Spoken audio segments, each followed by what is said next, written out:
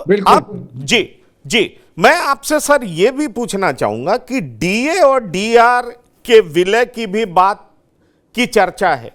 DA और D R विलय करने का मतलब यह है कि भाई आप सैलरी का इसको हिस्सा बना लें, मूल वेतन का हिस्सा बना लें, पेंशन में इसको जोड़ दें, जिससे लोग लाभान्वित हो सकें।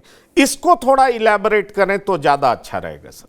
ये पंकज जी, जी सरकार सिफारिश तो पे कमीशन की मान लेती है, और उसके अंदर एक सिफारिश ये भी सरकार जो मान्य करती है कि जैसे जैसे महंगाई बढ़ी, हमने कितने परसेंटेज इंक्रीज करना है आप डीए और डीआर। अगर बहुत ज्यादा कभी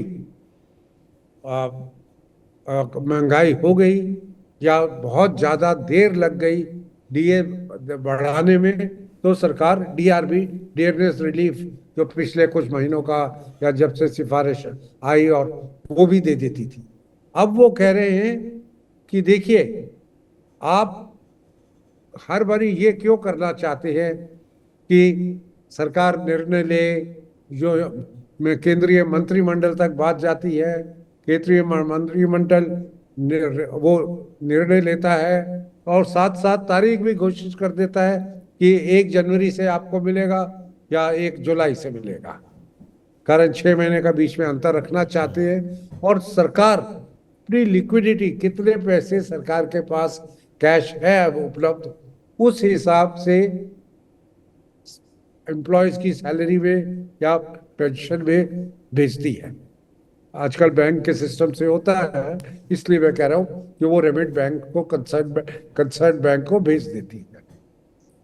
अब ये जेसीएम का कहना है, और एम्प्लॉयज भी कहते हैं, पेंशनर्स भी कहते हैं कि ये सरकार डिस्क्रिशन अपना समझ रही है। एक तरफ से आधार मान लेती है क्या है डीए देने का, डीआर क्या देने का, और साथ आप महीनों से महीनों के बाद आप हमें ये इंक्रीज देते हैं। और उस टाइम तक जैसे हम महंगाई देश में देख रहे हैं कि, और तभी तो 5 साल तक रिजर्व बैंक ने अपना वो इंटरेस्ट रेट नहीं कम किया था, क्योंकि महंगाई ज्यादा थी, तभी उन्होंने 6.5% रखा हुआ था पिछले 2020 से।